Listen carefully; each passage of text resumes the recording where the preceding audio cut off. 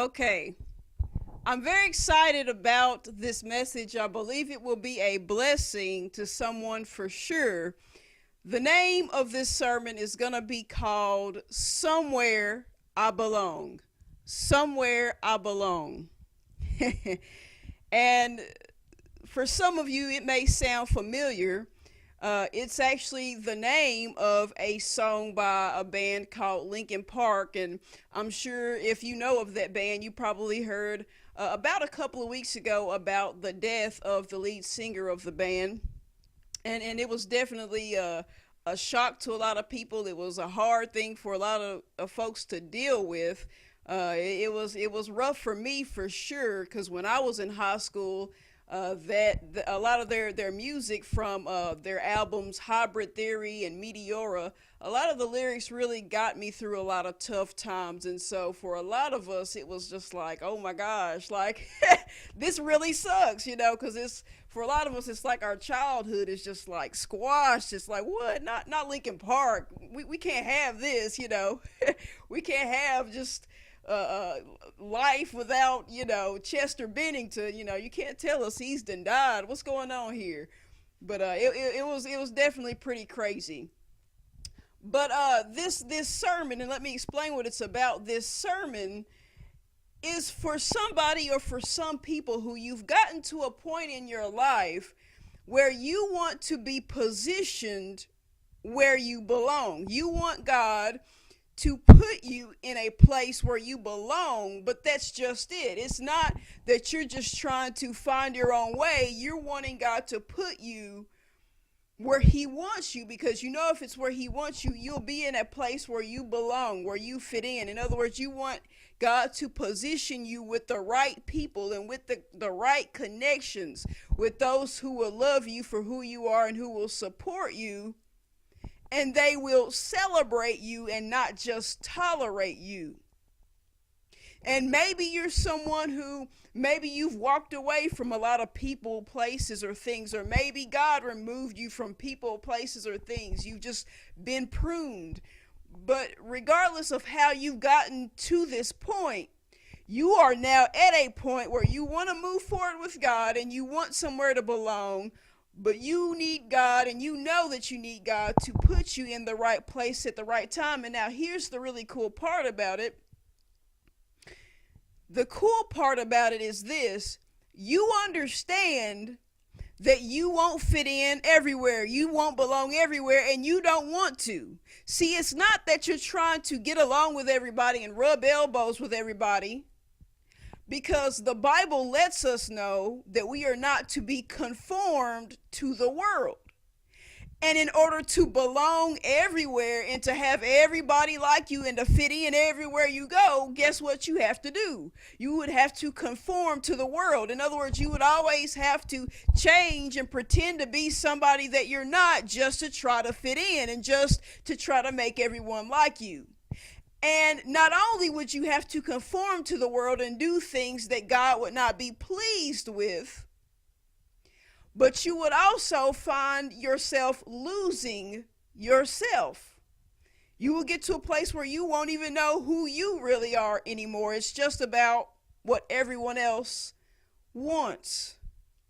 And so you understand that it's not about trying to fit in everywhere, but it's about finding that place, that area, those people that God will have help you progress in your life.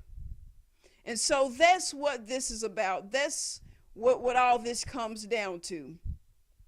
And so with that said, I'll go ahead and get us into scripture, starting in Philemon.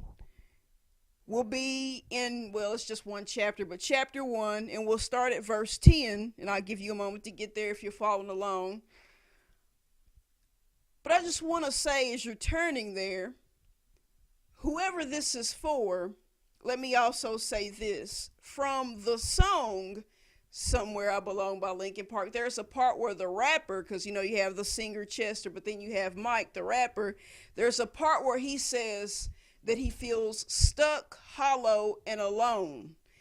And maybe you have felt the same way. Maybe you're feeling a little stuck in life, and maybe you just need God to give you that boost. You need him to propel you into what he has for you.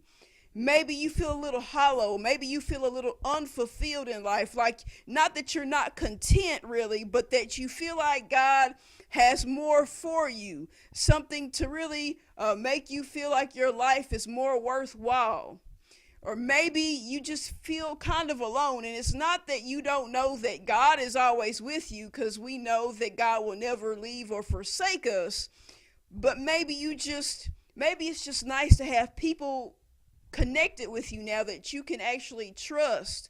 People that you know are really for you, and folks that you know are not wolves in sheep's clothing. People that have an agenda, people that are just trying to get close to you to manipulate you, or to have somebody to go back and tell information to. So you want genuineness now. You want people that are genuine.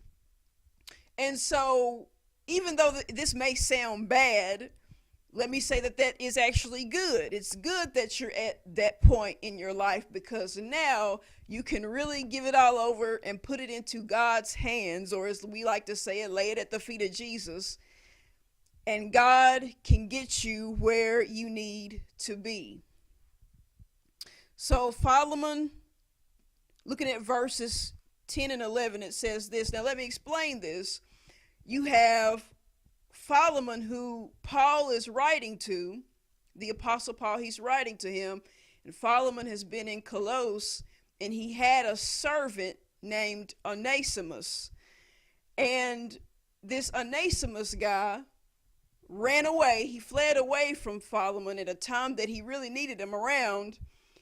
And it caused some things to not quite play out that good for Philemon. And so when Onesimus leaves, the good thing about him leaving his master is that he finds himself in Rome, and he meets Paul, and he begins to learn about the Gospels from him. He begins to learn about Jesus.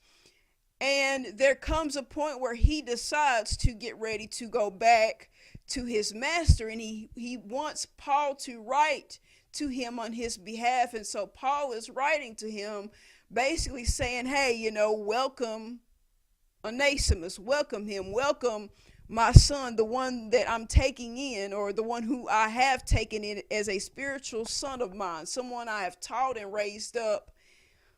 And I'm asking that you welcome him. So look at verses 10 and 11. It says this: I beseech thee for my son Onesimus, whom I have begotten in my bonds, which in time past was to thee unprofitable, but now profitable to thee and to me. He's saying he will be profitable to you. He may not have been very profitable to you in the past, when he was a bit of a heathen, but now he'll be profitable to you. Now, here's the interesting thing about it. As I've explained before, names in the Bible have meanings usually. When you go back to the original Hebrew or the original Greek, you can see what their names mean. And Onesimus actually means profitable, to be profitable. But as you just saw in verse 11, Paul says he may not have been profitable to you at the time, but now he is. So Onesimus, his name means profitable. So when they call him his name, they're actually calling him profitable. So if somebody's trying to get his attention, they'll say, hey, you profitable, come here. That's what they're saying when they say his name. They're calling him profitable, but there was a time that he was not very profitable, even though that's what they were calling him. And so my point is this. Have you ever heard the saying, it's not what they call you, it's what you answer to? Oh, goodness. It's not what people call you, it's what you answer to. They called him profitable, but at the time he wasn't very profitable, but they still called him profitable. My point is, whoever this is for, in your past, you may have been around some folks who didn't quite know your worth. They didn't quite see you for who you really are. They didn't quite see what God saw in you because maybe they were judging you on ways that they shouldn't have judged you. And so they may have called you things that you really were not. They may have called you stupid and foolish. They may have called you an idiot. They may have called you a loser. They may have called you worthless. They may have called you a waste of time. They may have called you all kinds of names other than what your name really is. Called you all out of your name. They may have made fun of you and belittled you, whether it be to your face or behind your back. And they may have spoken curses over you and over your life. And said you'll never be anything and you'll never progress and you'll never prosper. So they may have called you a lot of things, but the things that they called you is not you. It's not who you really are because they can't see or fail to see or acknowledge who and what you really are. So my point is, just because they thought nothing of you or very little of you, that does not mean that there is nothing to you or little to you. Because God has placed a lot in you and you have so much potential and God has so much in store for you that it will blow people's minds when He activates in you what He's going to activate in you. And what will happen is there will be folks of your past, when they see what God is going to do for you and in you and through you, they're going to be mind blown and they're going to wonder what changes have taken place when in reality, you already had that good stuff in you, but they failed to see it because they couldn't get past their own flesh and because they were too busy being concerned with what other people would think and how other folks would feel. So they couldn't see you for you. So they called you things other than who and what you really are and were. So they'll be mind blown and they'll feel some type of way when they begin to reflect and look back and realize, wow, I called this person all these things, and the whole time I was calling them something that they really were not. Oh, goodness. It's not what people call you. It's what you answer to. It's what you respond to. It's what you accept. Oh, boy.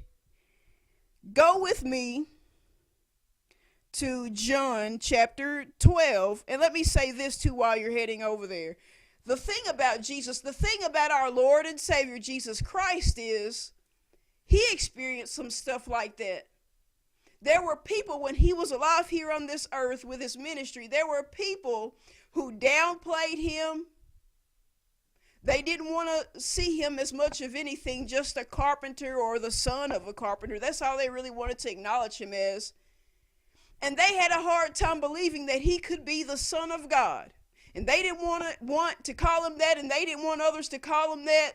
They didn't want to acknowledge Him for who and what He really was. They didn't want to acknowledge Him of King of Kings and Lord of Lords. So listen, they for sure wasn't going to acknowledge Him as King of the Jews, let alone King of Kings and Lord of Lords. So not only did people not want to call Him King of the Jews because they had something against Him, or because they were worried about what other folks would think, in particular Caesar. Well, we can't acknowledge him as King of the Jews because you know Caesar's the one and true king, right?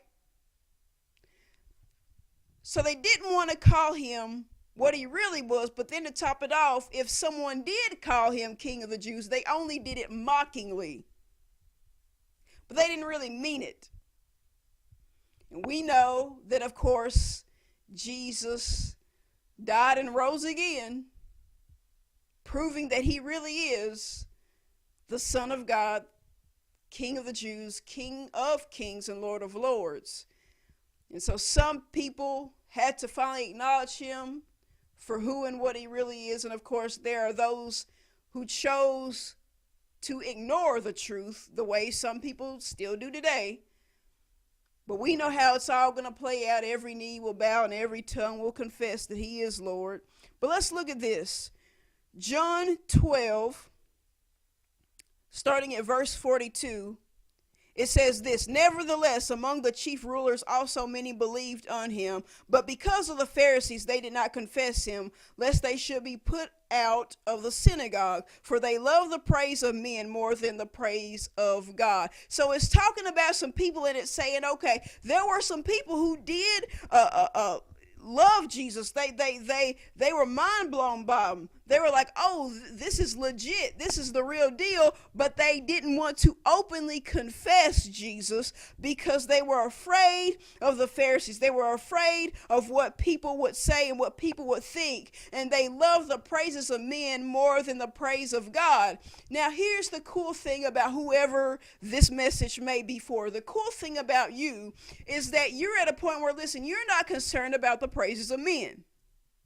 Because as I've said, yes, you want to be around the right men, the right people, but you're not going to go and look for who's going to give you praise, who's going to give you hand claps, who's going to kiss your behind all because they're amazed by your own abilities and your own thoughts. You want to go to a place where God is putting you. So listen. It's not that you want to love people or that you want to be around people who will love you. That's not the issue, because you care more about what God thinks and what God says more. You care more about your relationship with God than the love of man. And that's what's good for you. And you might be saying, well, what are you trying to say here? Well, check this out. If you remember, a couple of weekends ago, I did a sermon and I was talking about that the area in Revelations where Jesus was trying to explain to his church that the problem was that they had forgotten their first love. And I explained that the key word wasn't so much love as it was first. And I was saying the problem with some folks is it's not that they don't love God. It's just that he's not their first love anymore. They love other things and other people more so than God. So they put other things and other people first, to where they don't mind disobeying God and going against God to please man. They'll become people pleasers. Which is why you cannot conform to the world, because when you do, that's what you do, is you become a people pleaser. So what I'm saying to you, whoever this is for, the good thing for you is that although you do want to be somewhere where you're loved and celebrated and not tolerated, even though you want to be somewhere you belong, God is first. He's your first love. And that's why you want God to position you to the place he wants you to be, because you know that that is where you will belong. Yes, you would like love, but your love for him is number one. You care more for the praise of God more than the praises of people. But now here's the flip side of it. The flip side of all this is this. You have had people who, because they care more about the praises of man than the praises of God, like the people here in this text that I just read, because they care more about the praises of man and because they cared more about what the Caesars in their life thought, and the Pharisees, the modern day Pharisees of their life thought, because they cared more about that than the praise of God or their love for God, they have rejected you and others in past time as well. And so what they have done is they have set themselves up for a loss, for a great loss. They may not see it now, but they will see it sooner or later.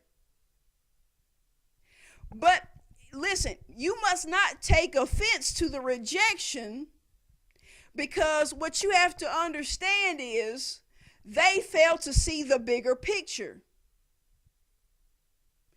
it's not so much that some folks didn't care about you, they just cared more about what others said and thought about them for caring about you and for embracing you.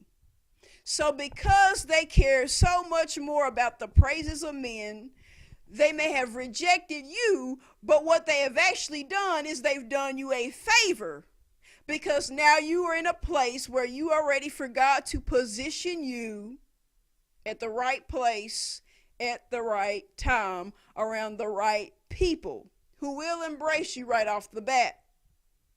So those that rejected you will in the long run see their loss, and they'll have to see what they have missed out on, the blessings that they would have received just for being connected with you. And it'll make them look back so heavy that they'll look around and say, caring about what some of these other folks thought really shouldn't have mattered. Oh, goodness. Let's look at this. Last place I'm going to take you to. All right, John, now going to chapter 21 of John. Starting at verse 15, it says this. So when they had dined, Jesus saith to Simon Peter, Simon, son of Jonas, thou lovest me more than these? He saith unto him, Yea, Lord, thou knowest that I love thee. He saith unto him, Feed my lambs. He saith to him again the second time, Simon, son of Jonas, lovest thou me? He saith unto him, Yea, Lord, thou knowest that I love thee. He saith unto him, Feed my sheep. He saith unto him the third time, Simon, son of Jonas, lovest thou me? Peter was grieved because he said unto him the third time, Lovest thou me? And he said unto him, Lord, thou knowest all things. Thou knowest that I love thee. Jesus saith unto him, Feed my sheep. In these few verses, we see Jesus continuously ask Peter over and over, do you love me? Do you really love me? Do you love me more than all these things? And Peter continuously says, yes, Lord, I love you. But on that last time, it says that Peter got a little grieved in himself. And when I read this, it kind of makes me think of this right here. It kind of makes me think of when a parent asks a child a question about something that they've done, and then the child gives an answer, and then the parent asks the same question again, and the child gives an answer, and then the parent asks the question again, and it keeps going until finally the child's just kind of like, they kind of get kind of sad. They kind of put their head down, or they're just kind of like, kind of like they're kind of grieved a little bit, kind of like Peter. But the reason why the child gets that way isn't because, they're tired of the same question being asked. The reason why is because they've gotten to a point where they realize now that the reason that the parent keeps asking the question is not because they're not understanding the answer. It's because the parent is waiting on the child to finally give them the correct answer. So now the child is at the point where he or she is just like, okay, they're thinking, all right, I might as well go ahead, say the right answer. Don't need to give like a halfway correct answer. Don't need to try to take the actual answer and twist it a little bit or leave out certain details. I need to just go ahead and just go on and give the whole answer and just tell the whole truth. The truth, the whole truth, and nothing but the truth. So help me God. They're just like, okay, let me just go on and answer this right. But I say that to say this.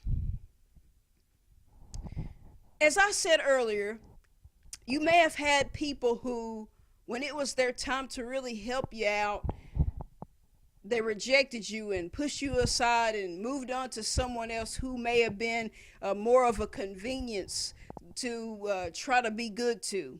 And maybe you missed out on some turns at things or some opportunities because of this. Let me say this. Earlier, in this sermon, when I was reading from Philemon, I was talking about the guy named Onesimus. And if you remember how his name looks when reading it, the first three letters of the name is O-N-E. So when I first read this name, I almost wanted to pronounce it Onesimus, right? Because, it looks like the word one, like the number one. And the funny thing about it is, as I thought on that, it kind of made me think of something, and it's this right here. Many times when people choose to reject you for things they really shouldn't reject you for, maybe they reject you because, of your looks or the way you walk, the way you talk, maybe you're a little different, maybe you're a little, outside of the box, if you will.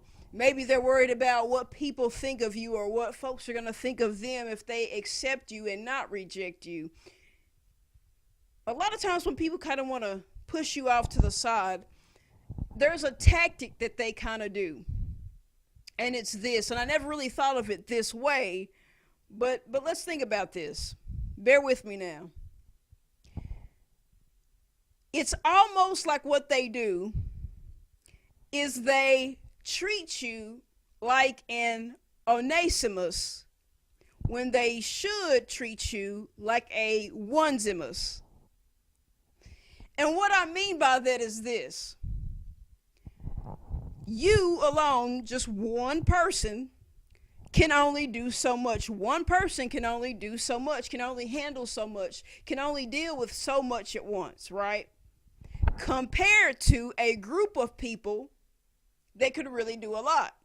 They can handle a lot, can handle a lot of stress and pressure, can get a lot done in a shorter period of time. So what some people will do when they want a reason, a justified reason in their mind to reject you, is it's almost like they hold you up to this extremely high standard, pretty much a standard that they may not even be living up to themselves, and they begin to expect so much from you as if you're not Onesimus, as if you're not one person. They just want to look at you as Onesimus, not Onesimus. You're not one person. Oh no. They treat you as if you're many. So they put all this pressure on you and all these expectations on you, and they hold you up to such a high standard that they're really not living up to themselves.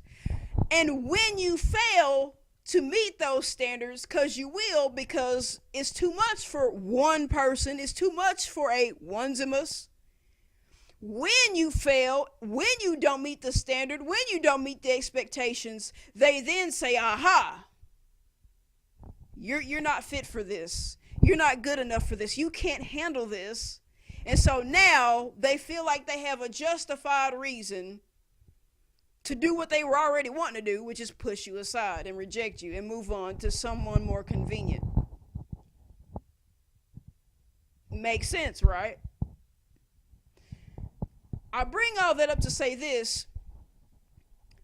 You have some people of your past who have rejected you, and when God gets ready to position you and put you where you belong, where he's wanting you to be, where you're ready to be, and God gets ready to do what he's wanting to do with you, in you, through you, there will be people of your past who, when they see you again, they'll be mind blown. It'll blow their minds of all of what's in you that God has brought out of you, all the greatness that he brings out of you. When they see how he uses you, it'll blow people's minds, and they'll actually have a bit of regret that they didn't grab onto you like a bulldog from the get-go like they should have. Oh, goodness. And what will end up happening is this. They'll have an opportunity. It's like God will present them with an opportunity similar to what we just read here in John 21. It's almost as if God will have that moment with them where he says, okay, do you love me? Do you really love me? if you do love me, do as I say. If you do love me, help my people, help my sheep. Go and be good to my people. Go and help the one that you should have helped. Go and help the one. Go and be good to the person that I wanted you to be good to. Go and bless that person. Go and pour into them. Go and help them out and give them a boost and be a blessing to them the way I use them to bless you. If you love me, go do this. Now, here's the thing. Here's the really awesome part. Check this out. And this is what I thought of when reading these verses. This is what came to mind. Check this out. The cool part is he's not saying if you love that person, go and help them out. He doesn't say, well, be concerned about what everyone else thinks or says about whether or not you should help that person out. He doesn't say, well, depending on how you feel about the situation. See, he doesn't say that. He doesn't say, what do you think about this person or how do you feel about that situation? He's not saying he's not saying anything like that. He's saying, if you love me, or if I'm your first love, right? Similar to when he said, do you love me more than all these? If I'm your first love and you love me more than anything or anyone else, if you love me, then go do what it is that I have been asking you to do. Go and help that person out. Go and help these people out. If you love me. In other words, it doesn't matter what anyone else thinks or says. What about me? What about what I have to say about the situation? You've been so worried about what everybody else is going to think or say if you do the right thing. But what about what I have to say? You already know what I have to say. If you love me, do what I say. So it's almost as if there will be people that when you cross paths with them again, they'll have the opportunity, if they so choose, to do what they shoulda, woulda, coulda done, however long ago it was that they had the opportunity to do so. It's like they'll be presented with that opportunity again. Now, whether or not all those people do what they were supposed to do, whether or not they do it, is on them. In other words, if you have people who continue to reject you even after they've been presented with that second opportunity, or for some people a third or fourth opportunity, regardless of whether or not they reject you, really, it doesn't even matter. Kind of like that other Linkin Park song, In the End. You know, in the end, it doesn't even matter. Yeah, even if they don't be good to you this go around, even if they still reject you, even if they still don't do what the first love is wanting them to do, in the end, it really doesn't even matter. Why?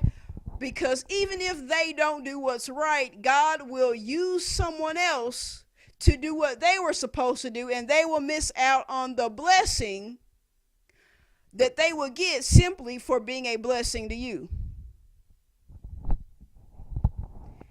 So here it is, and I'm going to end it all with this. The same type of pressure that you are on to be a Onesimus instead of the Onesimus that you are, the one person you are, all that pressure you were once under, there are some people who, once God gets you where he's putting you and he starts to use you, what will happen is some of these folks from your past, it's almost as if now they will be under that pressure, because now all eyes will be on them to see whether or not they finally step up to the plate and do what they were supposed to do to help you. So it's almost like this. It's kind of like that saying, how does it go? Getting a taste of your own medicine. It's kind of like that.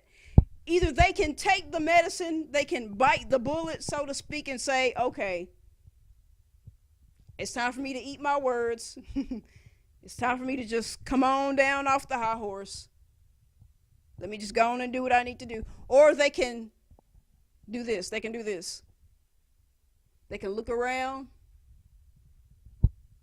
They can look all these people in the eye, and they can look at all these things, and they can decide in their heart, all right, the truth is, Lord, I love you, but the truth is maybe I don't love you more than all these things and all these people. And they can back up and miss out on blessing you. Because not blessing you would be them missing out. They'd be missing out on something great. They would be missing out on something epic. All because they froze up and decided to love these things and these people more than the one who is supposed to be their first love.